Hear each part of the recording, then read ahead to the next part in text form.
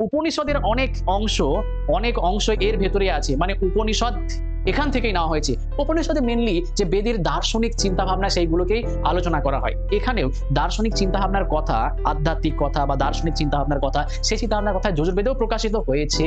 আধ্যাত্মিক চিন্তা, ধর্ম মানেই আধ্যাত্মিকের বলা হয়, সেখানে দর্শনের কথা বলা হয়, বিভিন্ন রকমের কথা বলা হয়। তো চলো আমরা জানলাম এখানে যজুর্বেদকে যারা পড়ে সেই পুরোহিতদেরকে কি বলা হয়? অধর বা অধর জু। কি আছে এখানে? যজ্ঞের আচার অনুষ্ঠান, মন্ত্রের কালেকশন আছে, মন্ত্র আছে এখানে। দুটো ভাগে বিভক্ত যজুর্বেদ, কৃষ্ণ যজুর্বেদ, শুক্ল যজুর্বেদ, তাই না? আর আমরা কি জানলাম?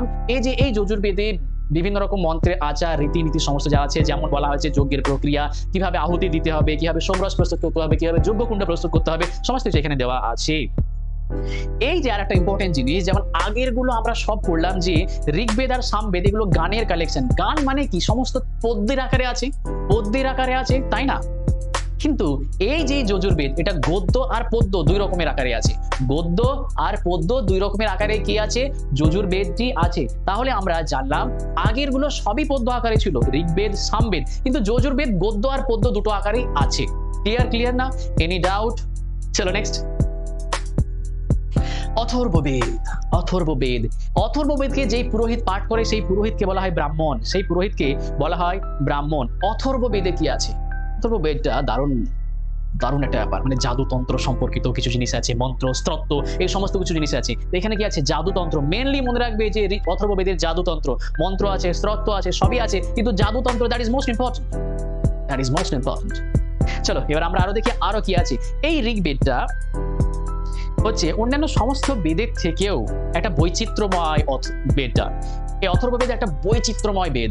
এই বৈচিত্র্যময় বেদে যেমন জাদুতন্ত্রের কথা বলা আছে, মন্ত্রের কথা বলা আছে, স্তোত্রের কথা বলা, সমস্ত কিছুর কথা বলা আছে। এতে আবার বলা আছে রোগ নিরাময় করা, শত্রু দমন করা, সমৃদ্ধি আনা, দৈনন্দিন জীবনের মন্ত্র আছে।